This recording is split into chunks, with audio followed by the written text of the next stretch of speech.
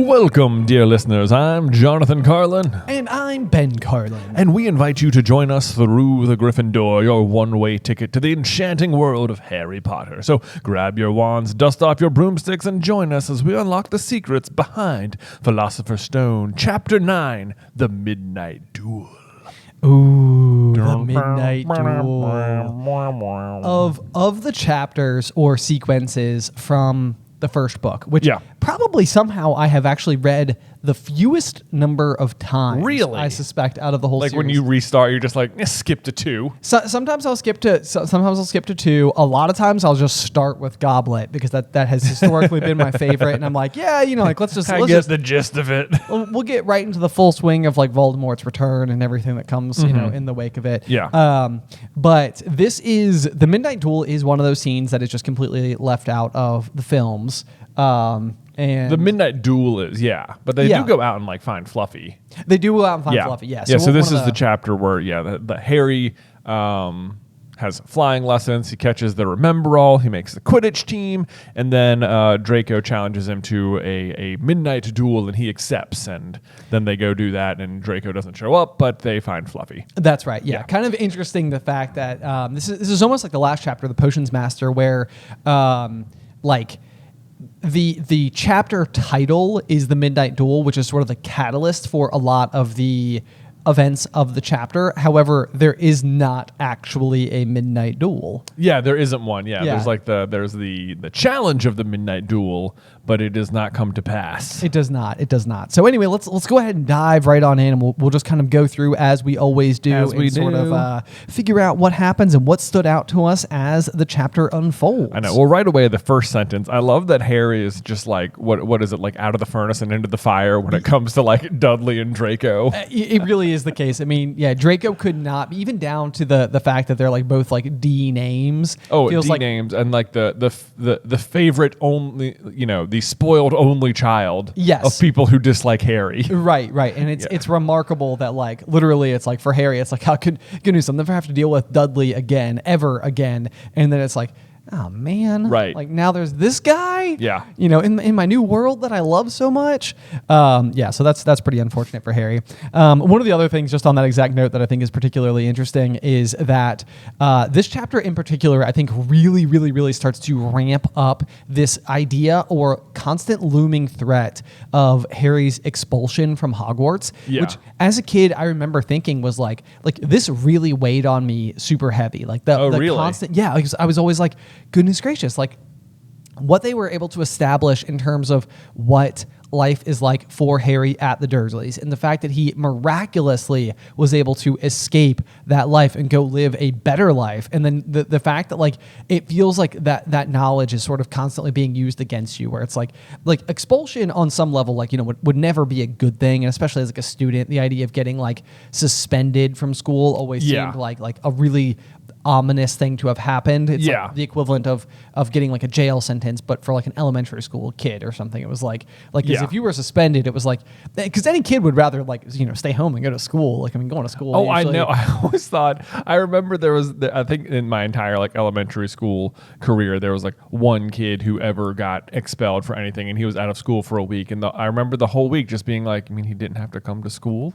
I know, but like, it's weird that the punishment is that. I feel like I was always so astutely aware of how upset mom and dad would be, and if I was suspended, it was like life at home is going to be way harder. I mean, that's the truth of the situation. But as the students who still have to go to school, you're like, ugh. If anything, they've got it good over there. Right? Like, they misbehaved, now they don't. Anyway. So, but it comes up several times throughout the chapter. So that was like one of my closing thoughts was I was like, okay, they really start to like scale up this like threat. The books would have you believe that the every student at Hogwarts is basically like inching their way next to the edge of a cliff, and at any moment might be expelled for any reason at all. But this is almost how like the wizarding world works as well, where it's like the fact that like any crime sends you to Azkaban. Oh, I know. It's such a harsh punishment for any crime at all. And so it's like it is interesting, like in a school that is like known to be filled with calamity, like where the Weasley twins have managed to like successfully make it through this many years of I know. education. That's the other thing. It's like it's not really on the the other thing is like you have to admire Harry, like 11-year-old Harry's humility in this situation, because like if he could like step back for like just a second and think about his own situation, like if he knew more about his own situation, like he is under zero threat of being expelled. Like Dumbledore's not letting this kid go at all. Yeah, 100% no. Yeah. Like if he had any idea how important he was to the not just to the overall equation, but even just to Dumbledore as like an individual, there's no way in the world. There's no way in the world. But either way, it comes up several times in this chapter, and that was something that I thought was kind of remarkable, because there are a multitude of different ways that they think they can be expelled just in this chapter alone. Oh, I know. So even at the bottom of the first page here, there's this introduction to the idea that like Malfoy is talking about how good he is at Quidditch, and Ron says, anyway, I know Malfoy is always going on about how good he is at Quidditch, but I bet that's all talk. But it's not. Which there's this like sort of running trend where it's like Malfoy seems like this annoying obstacle all the time, but it's like he's not like incapable. Like he is a capable opponent, and he is frequently getting things done. Yes, yeah, and I think because like a lot of times it comes through the lens of him being such a jerk and such a bully. Right. That, like a lot of times you think that like this is your classic high schooler that's like being mean because he's otherwise compensating for something. But as we see with Malfoy as time goes on, it's like coming into this year, like part of his jealousy of Harry is literally going to spawn from the fact that what he expected for himself, like potentially being like a first year in a century to be selected for a Quidditch team, like all things being equal, like Malfoy probably had decent reason to believe that could have been him. Oh, I mean, if not for Harry, Draco probably is like the most popular kid that year. You know, he's very well liked by the other Slytherins, and he is good at other things, and he's even really good at school. Like, I mean, like Harry and Ron squeak into Slughorn's class in 6th year. Oh yeah, because he doesn't require like an outstanding on the OWLs. But like Draco just got in. He just got in, and he's also actively practicing like legilimency throughout the whole year against occlumency against Snape. Which is the thing that like Harry can't grasp to save his life. He's like fixing the vanishing cabinet. Like people don't give Malfoy, I don't think, enough credit for just being an otherwise like he's a pain.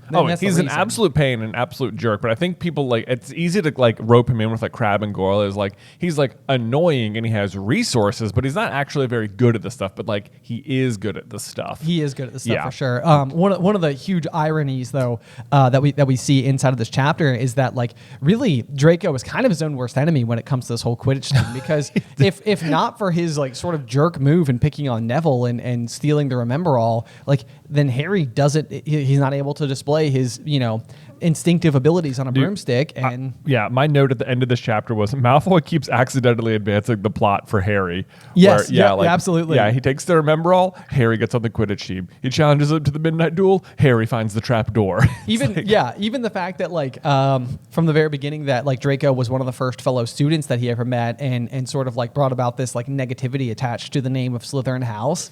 Like even that, it's like Draco was sort of like dictating some of like how Harry responds to what he's seeing. I know. There's like a certain amount of like Draco is Voldemort's worst enemy and has no idea. Right. Yeah, exactly. No, that would be a hilarious plot line to tug on, as sort of like if anything, I think Malfoy keeps getting in the way of like what if Harry gets to Hogwarts and has no idea about any of this stuff, like there's a very real chance he just ends up in Slytherin. Right. Yeah. Where he, although that would even suck for Malfoy, because if he became Slytherin's Seeker, then that would mean Draco doesn't make the team as Seeker. Well, it would, but it's like I wonder if Draco would have cared. It's like I think Draco wants to be the Slytherin Seeker because Harry is the Gryffindor Seeker. So he wants to be able to go toe to toe with him. Right. So because he wants to prove that he's better than him. But if they were in the same house and Harry was already the Seeker, I imagine Malfoy would still want to be on the team just as a different different position. Yeah, that makes sense. That makes Yeah. sense. And we do know from Ginny that you can play more than one position pretty easily, or at least possibly. Yeah. You can transferable skills. Yes, you know? of course. We did sort of we jumped around a little bit here, but like a couple of things I thought were particularly interesting is a piece of trivia that I just highlighted is that Dean's poster is of West Ham soccer team. Yep. One of the things I thought was sort of just mildly interesting, and I'd be curious if like other copies of the book read it as football team, just because this is like a UK based publication. You're right. But it does use the word soccer. We do have like the Sorcerer's Stone version of the book, so I do wonder if it says football. The next sentence after that says, Ron couldn't see what was exciting about a game with only one ball where no one was allowed to fly. And I'm like, I'm reading that, and like there is a chance to me that it reads as if Ron has never heard of soccer. That is how I would interpret it. Okay, yeah, right. Yeah. No, it's or is he coming into the argument like, oh, Dean, we're not putting that poster up in here. Like, soccer, are you kidding me? One ball, they don't fly? No. I think he doesn't understand. This to me feels like the inverse of sort of like, like the fish out of water, like mechanism, I guess, is that like normally Harry's a fish out of water because he's being just introduced to all things new. He's drinking from a fire hose in the wizarding world. Like everything is new. But on the flip end of things, like soccer is one of the most popular sports on planet Earth. And so this is like one of those things where Ron has been isolated by the wizarding world and doesn't know. Which is bonkers, especially like in Britain where soccer is so big. Not to mention with his dad being Arthur Weasley, almost certainly Quidditch is Arthur's second favorite sport. Oh yeah, compared to but it's probably not even soccer for like Arthur. He probably likes like cricket or something, some obscure Muggle sport. I say that as an American, knowing full well that cricket is wildly popular in almost everywhere else. Exactly. It's like so many people right now are like, why did you just choose cricket? What are you doing? How about American football where it's played in America? Yeah.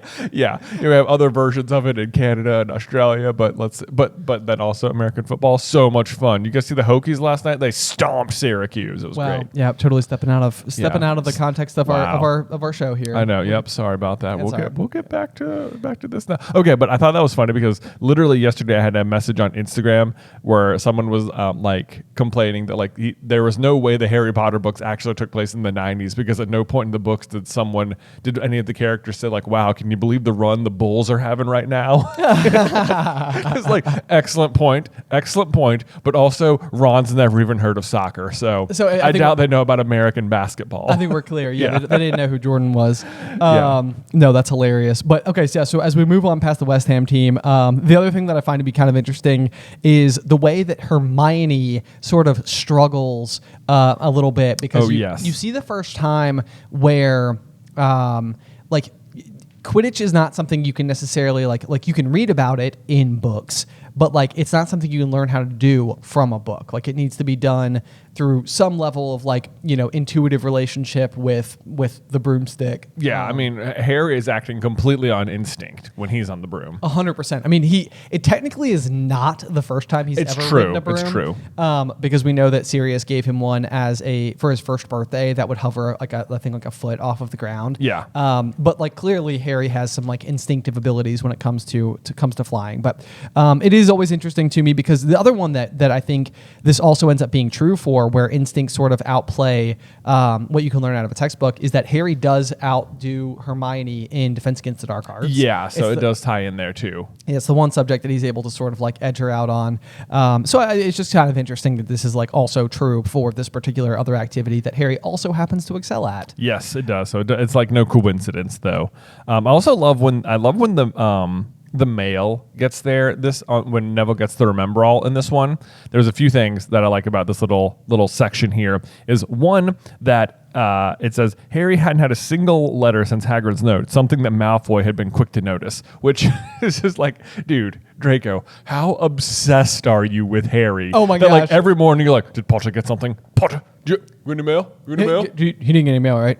I'm looking. I'm watching. Yeah. So I gotta make sure that I'm getting more mail than him. Honestly, it reminds me a lot of in Deathly Hallows. Harry ends up having this like weird obsession with Stan Shunpike being like the one who's like being manipulated into being a Death Eater, and like it just keeps coming back to Stan, and I'm like, Harry, I don't think Stan was like a great dude who's like being like seduced to the dark side. I mean, he's under the Imperius curse, like he's not actually a Death Eater. Yeah, but it's also like, is Stan the hill that we're dying on over here? Apparently, he is the hill that they're dying on. I also love that Malfoy gets packages of sweets from home like almost on the daily, it sounds like, because I'm just trying to imagine either Narcissa or Lucius like packing him a basket of treats, you know, and I'm like... It's like in my mind, like you'd love to think that in most cases, this is just like a mom being like, oh, you know, he's probably homesick. I'm sending him some treats to make him feel good. But like in my mind, Narcissa is packing this basket solely with the intent that like when this lands, the other students will know Draco's better than them. I think that's exactly. Yeah. I mean, her name is Narcissa. Yeah, that's true. Like, I mean, it's not that far off from Narcissus. So I think 100% she's just literally trying to ensure that everybody knows that like her son is getting like even more treatment than the rest of them. Yeah. To like, I mean, almost to a fault, because I mean, on some level, you could probably just send enough treats for a week and not send an owl daily. Oh, I know. It's absolutely crazy. Then just a few lines down, there's when Neville gets to remember all, like there's Neville was trying to remember what he'd forgotten. I love that. It seems like the obvious problem with the remember all, like how is it ever going to help you do anything? But in the movies, there's like a very like just neat like eagle eye thing you can notice where like if you look at Neville's surroundings as he picks up the remember all, it turns red, and it's like the thing he has forgotten is his robes. Like all the other students are wearing robes, but he is not. Oh, I've never caught that before. Yeah, so that's that is so the thing clever. he's forgotten in the movie, which I always think is really fun. Nope, that's perfect. That's perfect. Okay. But then it also says when Malfoy comes over to like take it from Neville, it's like it says who was passing by the Gryffindor table, and it's like again, Malfoy, stop being so obsessed, because they have laid out for you how the tables are arranged, and there is just no reason at all for Draco to be meandering over towards the Gryffindor table. It's at all. He's gone drastically out of his way. And it's probably because he's not paying attention to his own owl's arrival, and he's literally just watching what's happening amongst the other first-year Gryffindor boys, and has gone far out of his way to go and be a menace. Which, like, that's like one of those things where it says, like McGonagall, who could spot trouble quicker than any teacher in the school, was there in a flash. It's like, no, I bet what McGonagall saw was Draco walking across the entire Great Hall. I know. To like, go there's just no reason for him to be there. It's like guaranteed. This is just to cause trouble. So anyway, as we scoot forward, though, there is just like an interesting like little detail that I think helps give us some contextualization. Wow, I don't know why I said context as to how many students are in each class. Yes, so we've always known. Did you pick up on this too? I did. I circled it. Yeah. Okay. So like one of the big things we've always been really curious about is it seems like there's shockingly few students at school. Basically, we know Harry is one of 5 boys in the Gryffindor common room. He's of course there with Ron, Neville, Dean, and Seamus. Hermione is not that he's always aware of that. I'm going to point out for later in the chapter. Sure, that's a good point. Yeah. But the other is that we know that Hermione knows Lavender Brown and Parvati Patil as the other 2 first-year Gryffindors, and then there are somehow possibly two other unnamed Gryffindor girls that we never get an intro to, which seems shocking. It kind of does. Like how could they have no role in anything ever at all? Or else it's just those 3, and the Slytherin first years vastly outnumber the Gryffindors. Which is possible. But yeah, so the line that Jay and I both caught on to here is that the Slytherins were already there. This is for flying lessons. And it says, and so were 20 broomsticks lying in neat lines on the ground. So what we've always sort of extrapolated, and this is based on minimal evidence, but it's essentially that, let's say that there are 5 boys in the Gryffindor, 5 girls in Gryffindor, 5 boys in Slytherin, 5 girls in Slytherin, 20 broomsticks total. Yeah. You know, and then approximately what you end up with is 40 new students per year, 280 students total that attend Hogwarts at once. As we pointed out, though, there is a chance that numbers are overall down during these particular years, because these are the students who would have reached age 11 sort of in the wake of Voldemort's peaked power. Right. You know, so it's entirely possible that families were not having kids because they were otherwise to afraid of what was going on and not wanting to bring children into a world where, somebody like that was at rule, or potentially going to seize rule, or the other is, just simply quite literally fighting in the fight against Voldemort. Or they were just being killed. Right, exactly. It would almost make sense for there to be more Slytherin kids. In that way, little bit. In that way, it would make sense. Yeah. So they would have felt maybe the safest during that time. Right. So I don't have an issue assuming that there are 12 Slytherins here and 8 Gryffindors. Sure. I mean, we know Draco, Crabbe, Goyle, and Blaze are 4 of the Slytherin boys, and then we know just of Pansy Parkinson, I think, and Millicent Bulstrode of the girls. I think you're right. Yeah, there might be more known ones, but those are the ones that come to mind. Speaking of Pansy, there was a detail, I don't know if you caught this one or not, that I thought was kind of interesting, but Pansy Parkinson famously throughout the entire story will always, always, always refer to Hermione as her last name of Granger. However, on the very next page, Pansy does get like her first speaking lines, I believe, and says, "Ooh, sticking up for Longbottom."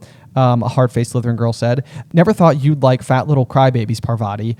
And so she refers to Parvati by her first name. That's like one of those things where it's like, is there a chance that the Patil twins would have grown up close to or in proximity to Pansy? I actually wrote that down too. I said, did they know each other? Yeah, yeah. I mean, because even the Patil twins are sorted into different houses. So, but they've all got that like alliterative P name as well. They randomly. do. Yeah. And so this is like one of those things where like, we know that prior to age 11, wizarding kids, are not, they're not attending like a formalized school system. They're just educated by their parents. But it's not to say that like a lot of the wizarding families wouldn't just simply know one another and have their kids spending time. So that's like a really, really, really interesting like sleight of hand. I feel like that almost suggests like these girls grew up knowing each other. Well, but then I think that might even continue to track because I think in Order of the Phoenix, the Patil's parents are thinking of taking them out of school. That is true. So they might be more like on the ministry side of things. They very well could be. Ooh, that is interesting. That's a good point. Yeah. And that being said, Parvati and Lavender end up being, of course, best friends as Gryffindors, but they can be a little bit at times shallow. It feels they sort of get like ultra enamored with like divination and they're I guess Parvati has a little bit of a crush on Harry as of 4th year, and it, of course attends the Yule Ball with him, and it's like, is that like, was it because like Harry's like a school champion, and it's like a little bit of social hierarchy, a little bit, yeah. I mean, and then I think Seamus refers to Parvati and Padma as like the best looking girls in the class or something. Yes, yeah, he is, yeah. So I mean, they're like, she's like a popular girl. Yeah, absolutely, basically, for sure. Yeah, but I also that said, this was a great chapter for Parvati, which I've never really noticed before. Like when Malfoy starts, he says, "Did you see it? Did you see his face, the great lump?" And the other Slytherins start laughing, and Parvati is the one who speaks up and says, "Shut up, Malfoy." I was like, "Oh, good for you, Parvati." Look at you don't see Parvati do a lot of standing up to anyone for most of the book. I mean, she's in the DA later on. Yes, yeah. So there is like that, but like this is like a nice tiny little character moment for her, and I think she has another one later on in the chapter as well.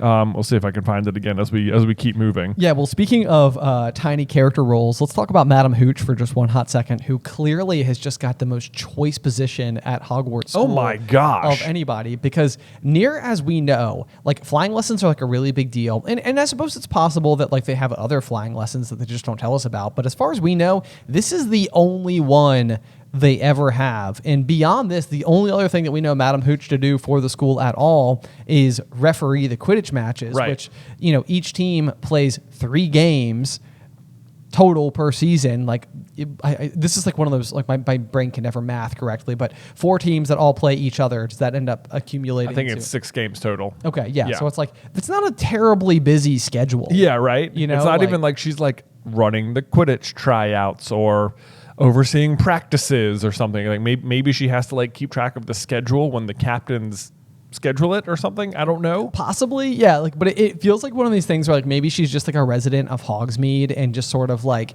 volunteers at the school because she was maybe like a former holy head harpy or something like that.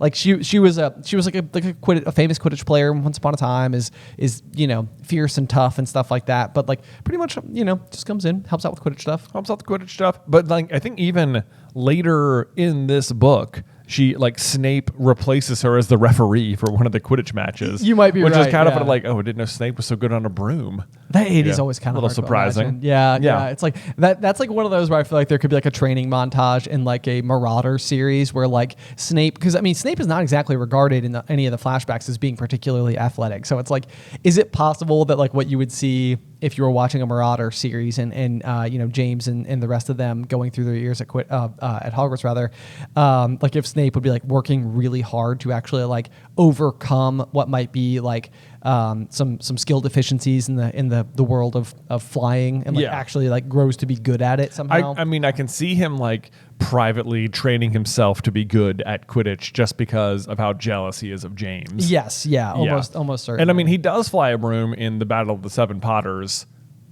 pretty effectively. That's true. So it's like he can do it. Yeah. I mean, almost certainly at some point in time he becomes proficient. We don't actually know for sure that he ever wasn't, but that's just sort of asserting on the basis of James being your classic kind of like jock, you know, from high school, and Snape being more of like your stereotypical like bookhead or something like that. Yeah.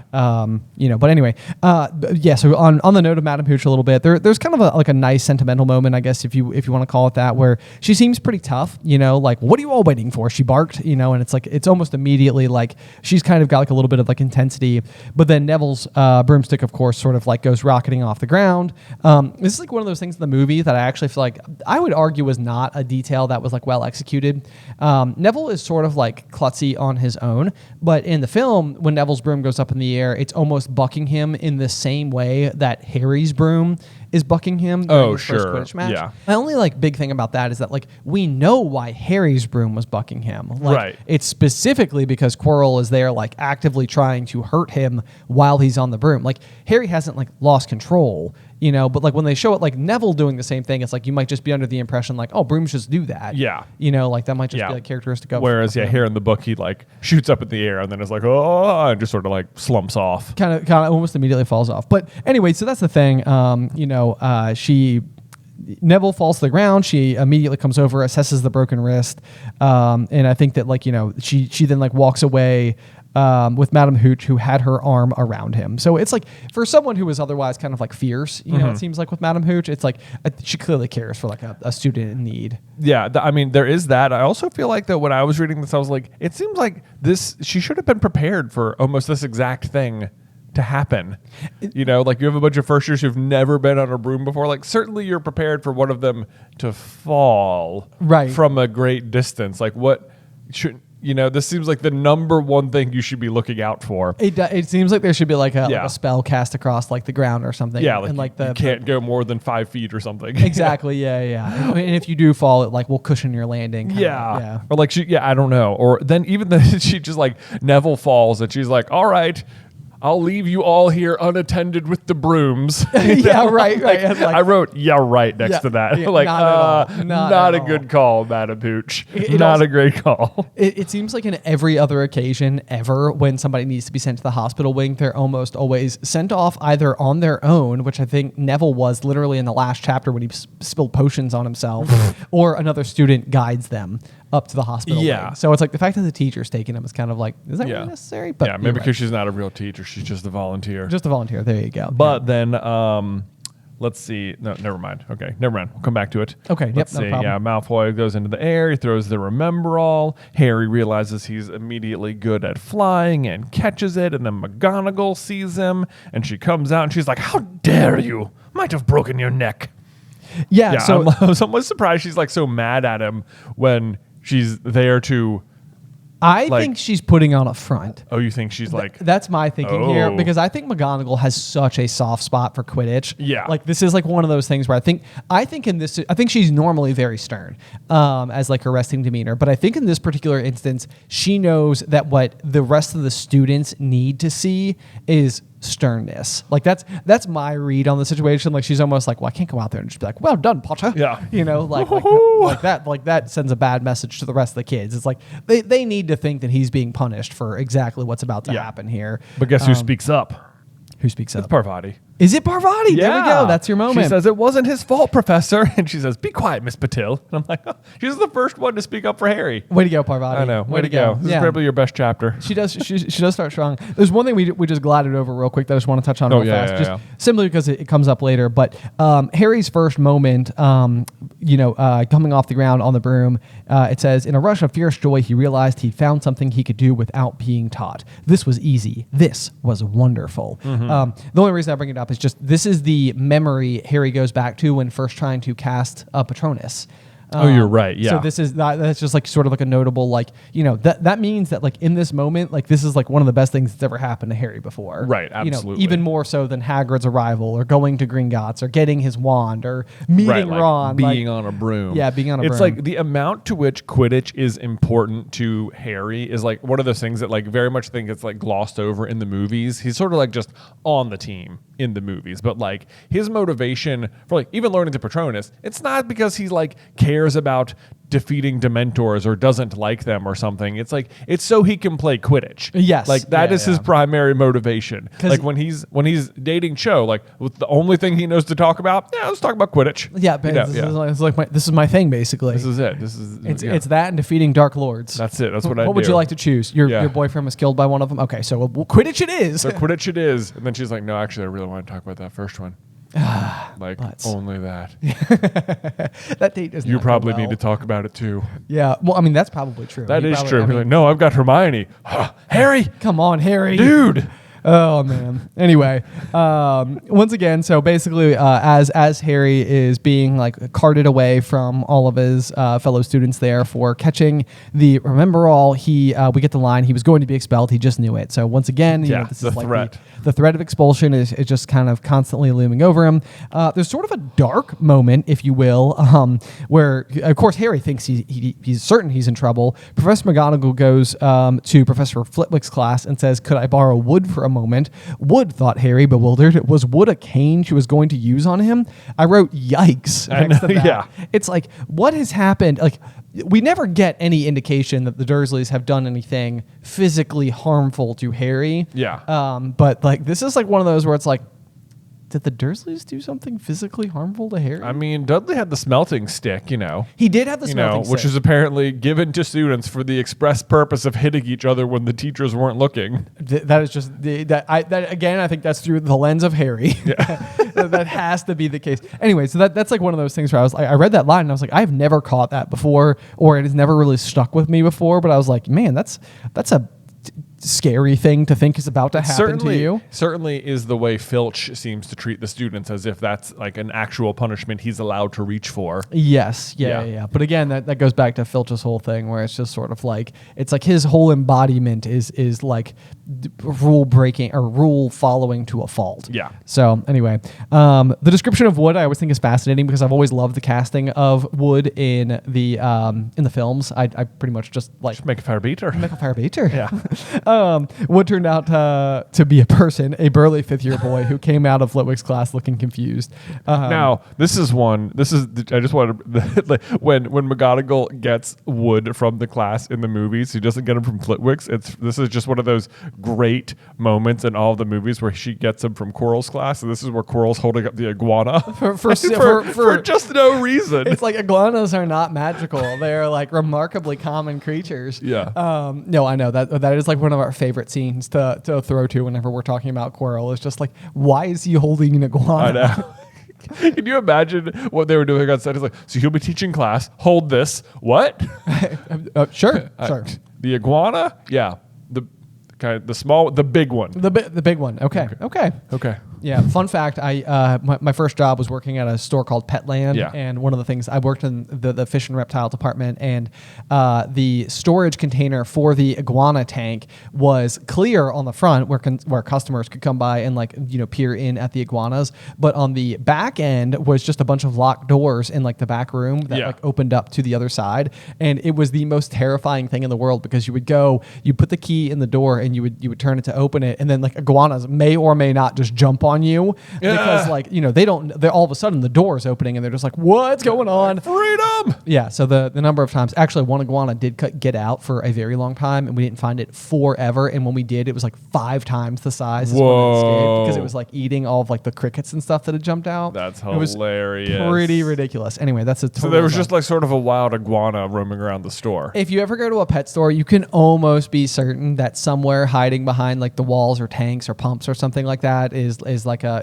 a rogue snake or an iguana. Yeah, pretty much. Yeah. Yeah. So just keep that in mind every time you go in there. Cool. Yeah. Almost certainly the case. Kind of terrifying. Awesome. Yeah, how fun is that? Anyway, so we can continue back on with the story. Let's see here. So we definitely get like the first introduction. It does surprise me when you know more about Oliver Wood as a captain of the Quidditch team. It seems surprising to me that he would be open to a scenario where McGonagall is simply telling him, I found you a seeker. This is going to be your player. Yeah, this is it. This is it. But that being said, you don't need to hold tryouts, which is also weird because later on, I think it's Katie Bell who tells Harry, "He's like, no, you don't need to try out. You're on the team," and she's like, "No, don't do that." Like everyone still has to try out. Plenty of teams have gone bad because they just keep hiring the old the old players. Yeah, the old players, and it's like meanwhile, and like you'd think that like Oliver Wood would believe that like to the core of his being, like such a Quidditch player. Yes. Like I'm absolutely having tryouts. Everyone's spot is up for grabs every single year. And yet he's just like, basically the six of us are here from last year, so we'll all be on the team. And McGonagall, you found this kid? I haven't seen him fly, but he's on. You mean he's flown once? Cool. One time ever. Okay. We're gonna win. That's enough. Yeah, I'm certainly this is gonna be amazing. I do love his. Yeah, he does just immediately accept the circumstances and says, "We'll have to get him a decent broom, Professor. A Nimbus 2000 or a Clean Sweep 7, I'd say." Which to me reads as like so presumptuous. Like, what I want to know the inner workings of like why they're allowed to buy. Who is allowed to buy Harry a broom? Like, does the school buy it for him? Does the Gryffindor Quidditch team have like a booster club, or like do they have some amount of funds and they were like, we're putting basically all that money that we have into buying Harry a broom? It is kind of shocking because it is one of those things where it's like not only are they getting him a broom, but they're getting him like the newest and latest like broom that there is. I know, but like if the school is capable of getting him a broom, then why doesn't the whole team have Nimbus 2000s? The fact that different Quidditch players have different brooms is kind of one of those things that it's like it feels like they should have the same broom. Like it does feel like that. In NASCAR, for example, it's like one of the things you may or may not know, I don't know, about like the sport of NASCAR is that they are all driving the exact same car with the exact same abilities, and the idea is who can drive the exact same car the best. Right. That's what stock car means. That is what stock car means. Yeah. So anyway, so I do feel like that's always been one of those things where it's like clearly as Harry becomes a captain later, like he never refers to a situation, and maybe it's because Ron has already like gotten a broom, but it never seems like Harry is like, oh yeah, Ron, don't worry, man, like we'll get you a new Nimbus 2001, like yeah, or by that time probably like a Nimbus 2005 or something. Anyway, but so the next line is, I shall speak to Dumbledore and see if we can't bend the first year rule. This is like one of those favorite fan theories that we've got about the story, but we will soon learn that Harry is the youngest Quidditch player for a school team in almost a century. But guess who started? So it's 1991. Yes. In this school year, as we're reading it. So 1 century ago would have been 1891. But Dumbledore himself began attending the school in 1892. So 99 years ago, basically around a century ago. Yes. Yeah. And we know that Dumbledore entered his first year, and by the end of his first year was known as the most brilliant student ever and won every like award the school had to offer, which if that's true, it means that he by the time he finishes school or whatever, but it means he also would have had to have won the Quidditch Cup. At least once. At least once while he was there.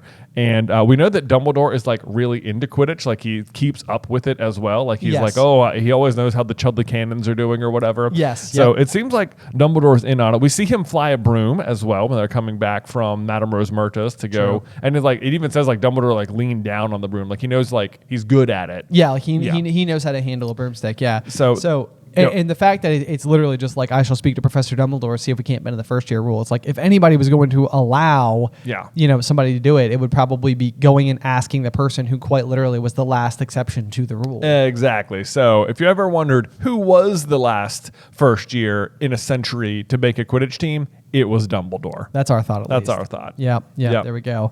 But anyway, again, I this is like just one of those where I really do love how much McGonagall loves Quidditch herself. Yes. On that same note, like, it seems like amongst the professors, like, she says, like, I wasn't able to look Severus Snape in the face for weeks after their last loss to them, and this is like one of those things where it must be the case that, like, for the professors and heads of houses respectively, it must be like Quidditch is still like a point of pride. Absolutely. Absolutely it is. I love, she tells him, your father would have been proud. He was an excellent Quidditch player himself.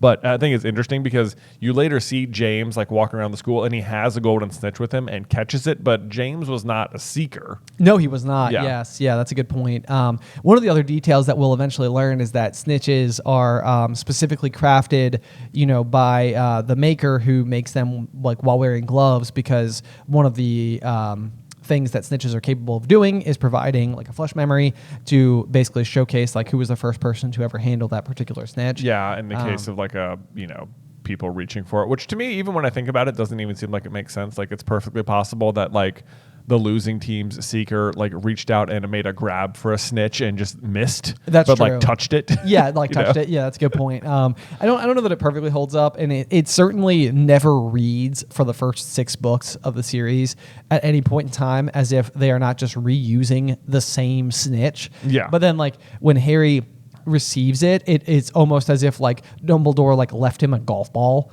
It's like, a snitch. What is he doing giving me because that would be like, your loved one or whatever passing away and leaving you with a golf ball. And it would be like, this is only cool if the golf ball is significant, but like, otherwise, like, it's just a golf ball. Mm-hmm. These are like readily common, objects or whatever. So sometimes it does feel like that's like the snitch ruling. It almost feels like it sort of gets developed a little bit as the story progresses. It does kind of feel that way. Yeah. No doubt as well. I love the bottom of this page where Wood is talking to Harry and he says, "Only don't tell anyone." Or Harry has been told by Oliver not to tell anyone. He's talking to Ron and he says, "I start training next week. Only don't tell anyone. Wood wants to keep it a secret." And literally the next sentence is, "Fred and George came into the hallway. Wood just told us." It's like Wood's already talking about it, man. He's still the other team, but like. I think it's like one person can keep a secret, 2 can't, Right. Yep. No, so that's amazing. We get another reference to Charlie. We haven't once since Charlie left, so this is another one of those situations where I always feel like as the story progresses, Bill like really eclipses Charlie in terms of like Weasley family importance and involvement. Mm-hmm. But Charlie in this first book especially seems to come up on numerous occasions. Yeah, because he has to get Norbert. They're like, that's going to be his big role later in the book. That's true. Yeah. So and there's like a big reason why Charlie will end up being super relevant. If they haven't won since Charlie left, how much older is he? Because they like. Ron is in his first year now, and Charlie's been gone for, I wonder, he's the oldest Weasley brother, so more than 7 years. I don't know. Do we know that Charlie's older than Bill? Oh, maybe that's not the case. I don't know. Bill than Charlie. Yeah, you're right. Yeah, I don't know that. Yeah. I don't know that Charlie is the oldest. He may be the second. But the way that I've read it is almost on some level, like especially the fact that McGonagall specifically says like Charlie Weasley himself couldn't have done it. Talking about Harry's dive, it sort of reads to me as if like Oliver would have played with Charlie at some point in time. Oh, right, because he would have seen him. Yeah, like so that to me would almost suggest that like if Oliver is a 5th year and Harry's the youngest, it means the earliest Oliver could have started is his 2nd year, which would have been 3 years prior. Right. Which means that if Slytherin flattened them last year, then it means that Charlie has at least been out for 1 season. Right. So I would say that it seems like Charlie's maybe like 2 years out of school, but sure. Like that might be like something that's still like you might just need like more information overall. And I've never paid close enough attention to it. I've always sort of assumed that Charlie was like quite a bit older, but I just don't know. Yeah. Well, no matter what, he's got to be at least by even your own math there, still 8 years older than Ron. Yeah, that's Yeah. true. That's true because they wouldn't have overlapped. Yeah, they don't overlap at Hogwarts at all. Yeah. And at least 1 year on top of that. But, Right. yeah. Right. Anyway, moving on. They talk. So Fred and George exit this, and they say Lee Jordan reckons he found a new secret passageway out of the school, but it's that one behind the statue of Gregory the Smarmy that we found in our first week. Which I love this because it's like in their first week. Like, I mean, I love how quickly the twins start like searching for secret passageways because it means that they started finding some without the map. Yeah, no, it absolutely does mean that. And so it means like these guys were like predetermined, absolutely. Which also makes me wonder, like Percy like doesn't look for secret passages, right? But it does make you again wonder. Speaking of Charlie and Bill, if either of them had sort of like found like one or two on their own, so that like Fred and George would even know to look for such things. Yeah, in the like first they're place. going in like, oh yeah, our eyes are open. We're looking for all the secrets. Right. It's like you guys found a couple, we'll find all of them. It's Yeah. on.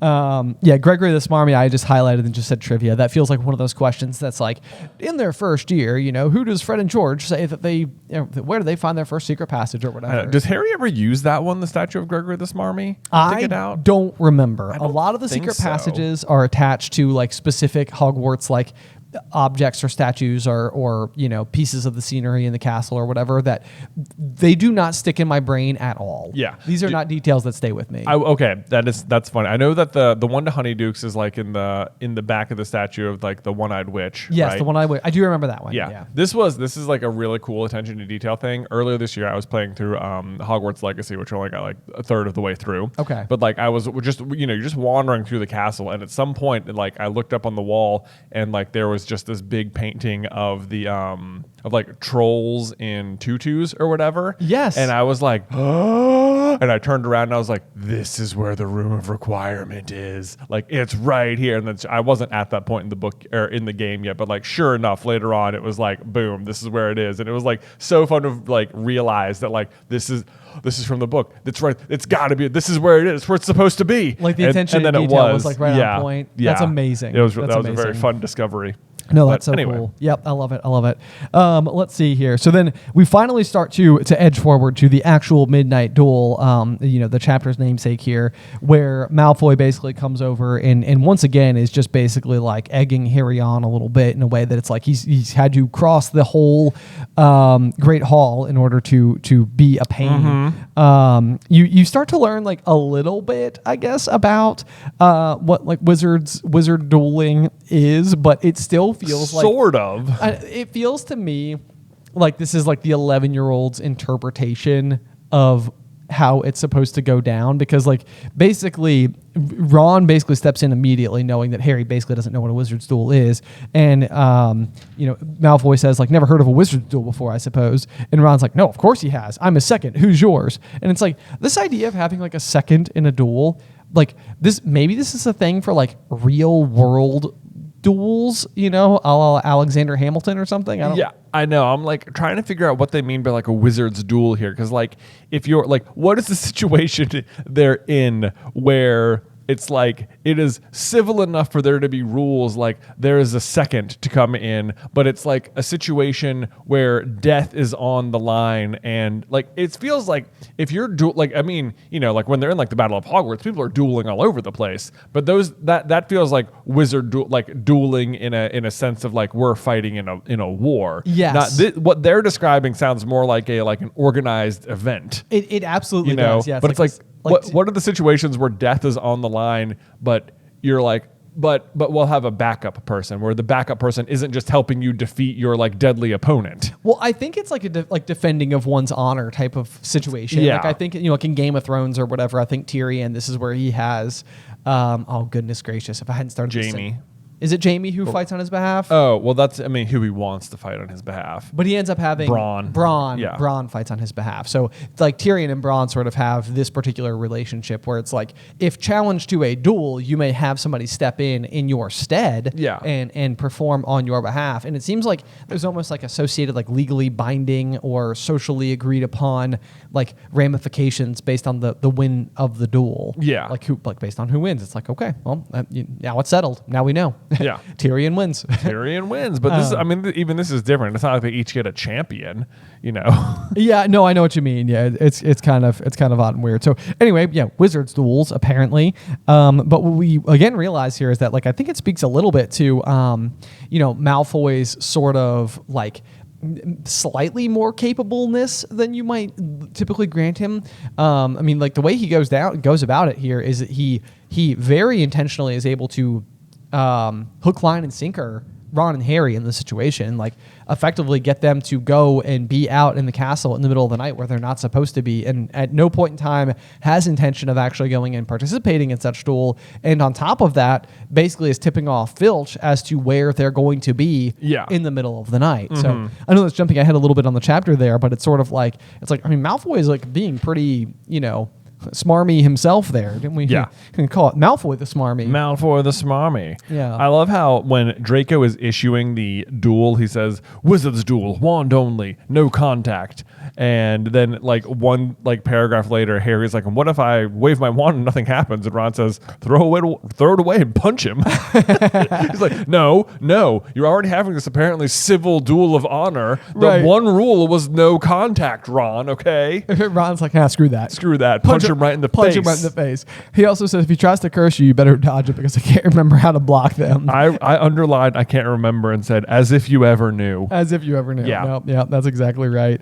I do think there's a couple of interesting things that happen here. One of them is that as they stay up super late in order to sneak out in the middle of the night, they go down into the Gryffindor common room where they are confronted by one Hermione Granger, who basically has stayed up and is like waiting for them to basically try to dissuade them from doing this particular task. Yeah. It's kind of interesting because this is exactly what Neville does later in the book to Harry, Ron, and Hermione. It absolutely is what Neville does, but I don't know if I would classify like Hermione and Ron and Harry as friends yet. No, yeah, absolutely. Yeah. I would agree. Like I think Hermione's reasoning is very different. But one of the things I do think is really interesting about this is that she then follows him outside of the portrait hole where she then gets stuck because the fat lady had gone on a nighttime visit. And now all of a sudden she's sort of in like a weird situation where she doesn't want to get caught basically sitting outside of the Gryffindor common room, after hours herself. Yeah. So she's like, well, I'm better off just going with you guys. At that point, they end up trotting into Neville, whose arm, of course, had been mended earlier in the day and was unable to learn the new Gryffindor common room password, which is pig snout. Right. Which, by the way, they're like the second week of school and they've already changed the password. Yeah. Which seems like, guys, maybe that's too often. It's too often. How are you telling the students this stuff? I don't know. It just seems like little meetings. It seems unnecessarily confusing. But I also, it's confusing. This is, let's see, where did I write this down? Oh, Neville says, "Thank goodness you found me. I've been out here for hours. I couldn't remember the new password to get into bed." Which, like, how on earth did Harry and Ron not realize Neville wasn't in their dorm? Like, there's only 5 of them. That's true. Like they were up there. Where do they think Neville was? I think it even specifically says like that they were listening to the sounds of Dean and Seamus falling asleep. Yeah. But they were staying up late. And it's sort of like Neville wasn't here, but we weren't concerned about that at all. No worries at all. Also, I love when Hermione's confronting them. She says, "I can't believe you're going to do this, Harry." Like, end of sentence.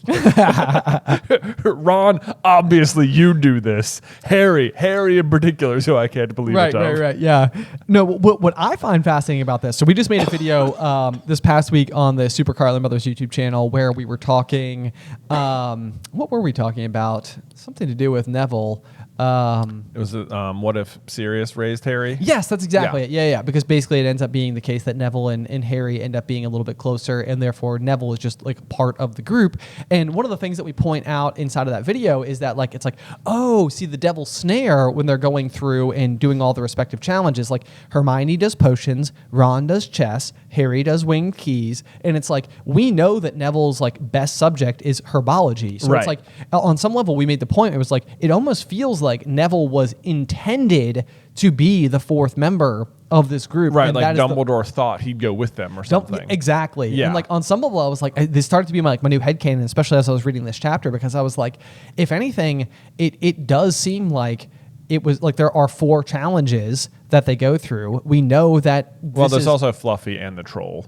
There is also Fluffy Yeah. and the troll. That's a good point. Yeah, I always forget about the troll because it's already just not. It's already knocked out. Yeah, but even Dumbledore is conceivably accounting for that. Yes. because he knows Quirrell is the suspicious one. Right, Yeah. right. But the fact that what we end up with in the middle of this night for this first particular duel is this group of 4 people all being out there, sort of like 4 unusual circumstances, it feels like Neville was supposed to be a bigger part of this trio. Even the fact that like the Marauders were a group of 4 and, Harry, Ron, and Hermione sort of each respectively represent, like Harry is clearly supposed to be James, Sirius and Ron sort of represent the same role as sort of like diehard best friend. Hermione and Lupin, sort of are like the brains of the operation. And then you've got like, I would never compare Neville to Peter in terms of character or like anything. but Neville outpaces him a million strides. But they are both sort of that like bumbling boy. Exactly. That maybe are like, sort of like looking for home or friendship, like with the rest of the kids there or whatever. Mm-hmm. So, it's just like one of those things where it's like, is it the case that like something happened somewhere along the way and it was like too hard to incorporate a group of 4 into like the storytelling? And so like Neville sort of flits in and out of the frame a little bit based on like when and how he's needed. But anyway, that was like one of those where I was like, I think the Devil's Snare is there because I think originally Neville went. Oh, I think that's interesting. That is interesting. Also, in case you're wondering how the rest of the characters from that era round out, Ginny is supposed to be Lily and Luna is Snape. Luna is Snape, but again, a much, much, much better Snape. Yeah, Luna that's the thing. The present generation, Harry, Ron, Hermione, Neville, Luna, and Ginny are like the best versions of the characters from the past. Exactly. Other than like Lily, and Lily's sort of like a flawless character of the story, so there's not much to really change. Yeah, not much to change about there. Ginny is just cool either way. But like Luna's like a Snape who like Snape is a character. They're both like the outcast characters, basically. And it's like they have like the friendship with the Ginny Lily character archetype going on there. But then Snape lets himself be defined by the way that like other people treat him. And even though people treat Luna the same way, like she doesn't let that define her. Exactly. Yep. I think it's the perfect way to phrase it. So it's sort of like one of the least likely comparable characters. Right. Like Luna and Snape, they seem nothing alike, but that is sort of like the way in which they both fall into that original Marauders equation. Mm-hmm. They're waiting for Malfoy to see whether or not like he's going to actually show up. And let's see here. I'm trying to figure out how to lead myself into this.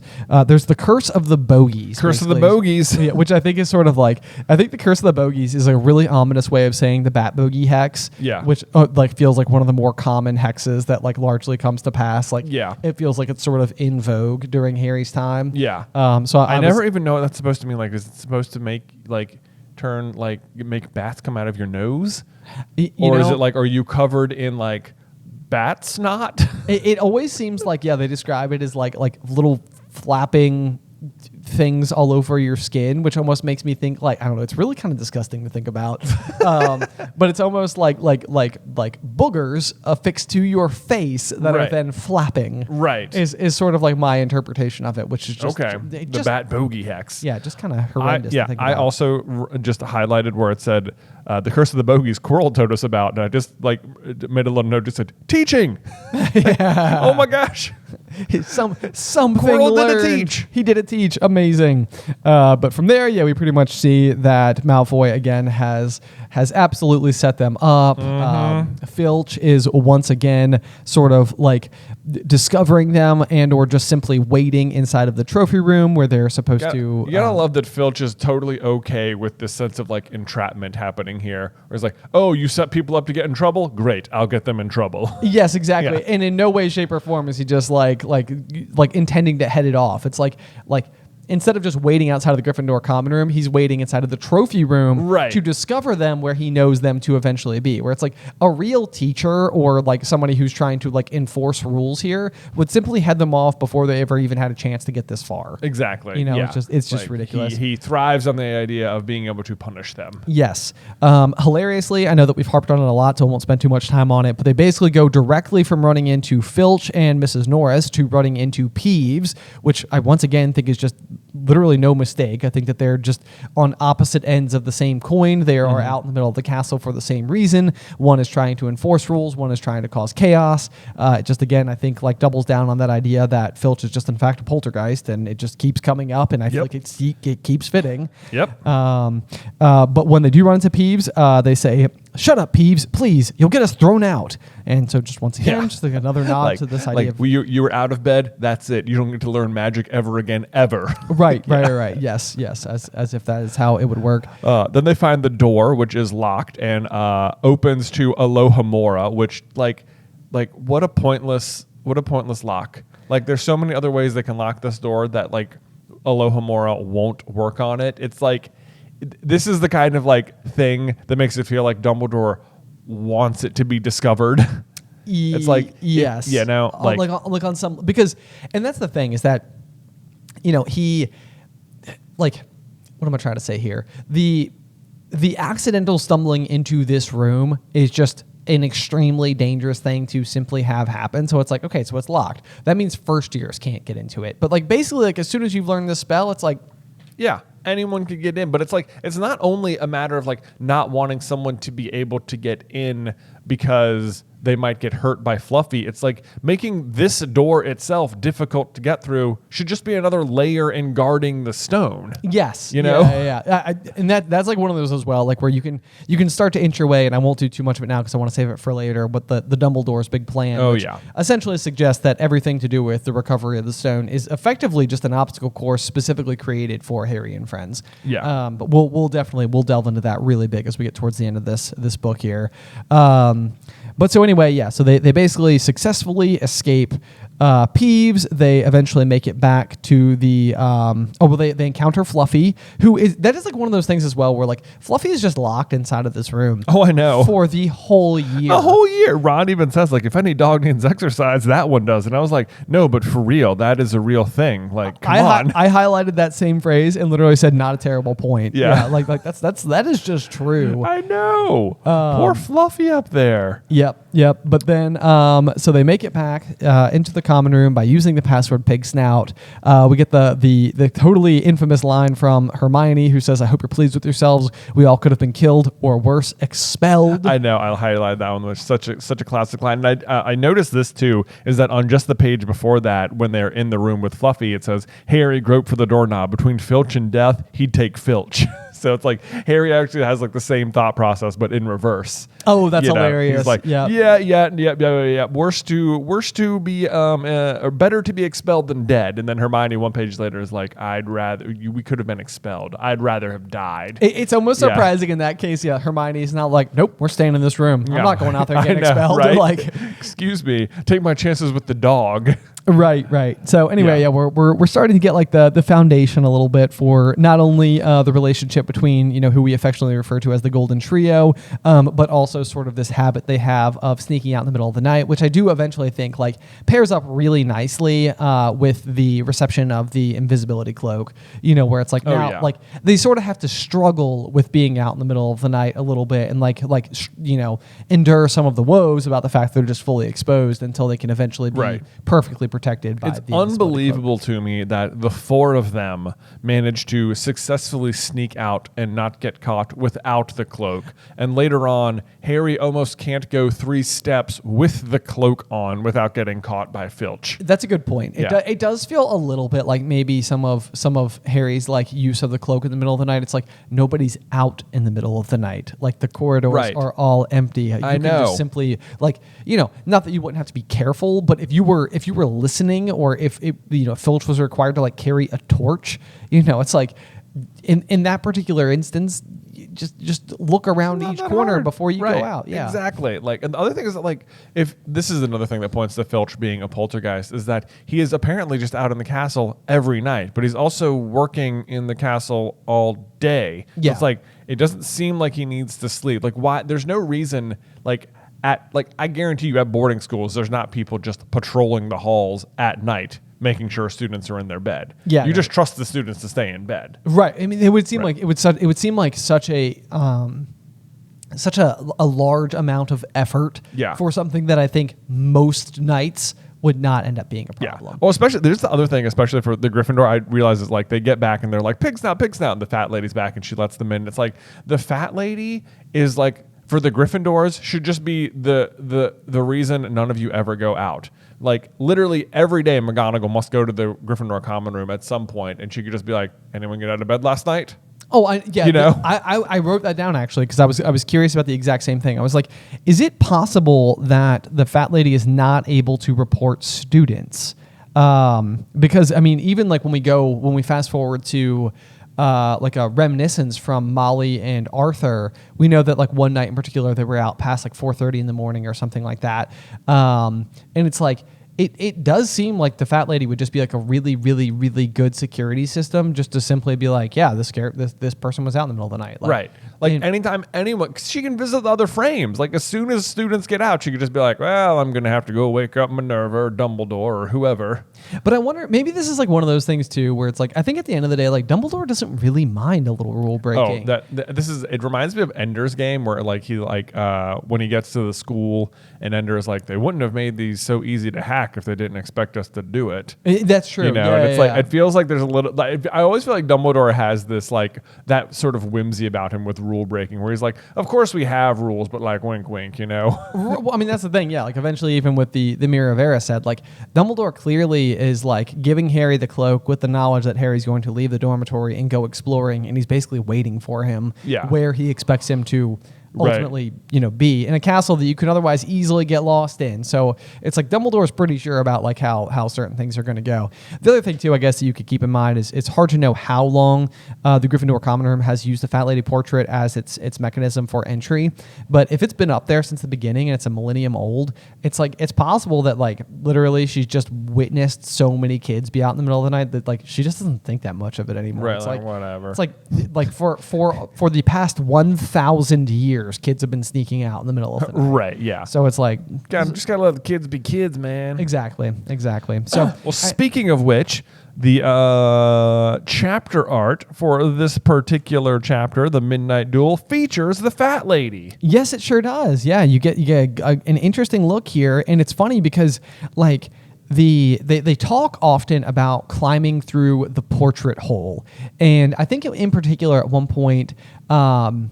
Ginny is frustrated that Dean is like helping her through the portrait hole. Yeah. And she's like, you're always doing that, Dean. Like, you're always helping me through the hole. And this is like, it's funny because, and maybe it's because I was influenced partially by this particular photo just in the first book, but I never think of the portrait hole as like something you would need help to get through. Yeah. I always just sort of think of it as like a big painting hanging on the wall and there's just like a threshold like any other door would have. Like, yeah, I mean, it seems like the door doesn't extend all the way to the ground. Like there is a certain amount of like stepping through it. I've always imagined this one, the one in the book makes it look like really big. Like you do have to step over it. But I think like in my mind, I've always imagined it like a big oval or something, which seems like it would be such a hassle in the morning if lots of students are all exiting the common room at the same time. Like, hold on, we all got to climb through. That does, yeah. It seems like that would be incredibly cumbersome to kind of like weasel your way through this like unusual position every time. You're right though. Maybe I have pictured an oval in my head, and it's like, how big does the oval have to be in order to have a proper shaped rectangle behind it? Yeah, I mean, it's not the portrait door; it's the portrait hole. Hole. I've never described a hole. You see a square hole? Square hole. Actually, for a period of time, also, like before we really got going with Super Carlin Brothers, our mom works for the local SPCA. Yeah. And I was digging the graves for the pet cemetery. Oh, what a fun job! As like a spare, my side hustle or whatever. Which digging holes, the hardest exercise known to man, and very difficult. But oddly, I do think of holes sometimes as square, simply because I was digging graves. All right, well, and they were square. But that was a total aside, and mostly just an opportunity to talk about this really weird and eclectic job I once did. Anyway, so what do you think of the chapter art? You like this one? I like this one. Yeah, I think it's so fun that it shows Harry and Ron like in their pajamas, and even in their like in the chapter it says like they put on their bathrobes, and I was like, guys, what? You're going to what you think is a duel. Why aren't you wearing better clothes? Yeah. What are you doing? Why are you going to be out there dueling Malfoy in your bathrobe? In your bathrobe? I know, that does feel like one of those things like where I can imagine Malfoy showing up actually and being like, he's wearing bathrobes? Like, Potter. It feels like the type of thing Malfoy would never let Harry live down. Yeah. Yeah, So that would anyway. be it. Yeah, he's just there with the camera. Oh, gotcha. Gotcha journalism at its best. Yep. Okay, do you have a review for us for today? Well, I can give you a quick review from over on Apple Podcasts here. Yes, this one comes from Rachel C., who says, such a great conversation. I listened to all the available episodes, 1 through 5, and then had to get my husband involved, so we were starting from the beginning and getting caught up. We listen to the books every night to go to sleep, and the question we have are similar to the ones that the Carlin brothers bring up. I love their conversation, and we can still have over the books. My husband wants to know if Squibs can use magical objects or not, if you could help him out. Ooh, that's interesting. Like, so they could use like a port key? Could they use a port key? Like, I'm like thinking like the Deluminator or something. It seems like I don't see any reason that wouldn't work, you know? That's true. That it seems like you just click it. Would it be like, no, you're not magic. It's just a lighter to you. This literally just does the function you expect it to. Yeah. That feels like the type of thing like a magical inventor may incorporate into kind of like Newt Scamander's case, like where you have the ability to like magicify it or not, on the basis of. But that's something he's manually doing, not just like if you open it, it's like. To anybody else, it just this looks is a good question because it's like, could a squib go into the pensive? Something like that. I know. Yeah, I'm trying to think if there's could anyone. Could a muggle? Right, that's the question. Yeah, Yeah. it's like I'm trying to get like a baseline for anything that we see that could potentially be unusual. Okay, what's coming to mind is ghosts for me, where muggles can't become ghosts. Only wizards can become ghosts. Okay. But so could a squib become a ghost? This is a tricky one. That is a tricky one. I mean, again, I think we have a very, very, very small example to go off of, but I do think Jacob uses a port key in the Fantastic Beasts movies when they go on the bucket. You're right. You're right. And so to that end, yes. So I think that's the only nearly canon explanation that we would have as to how or when or why like anybody who's non-magical, because I largely think that when it comes down to it, a squib is sort of like a derogatory term that is otherwise just being used towards what are effectively just like witch and wizard born muggles.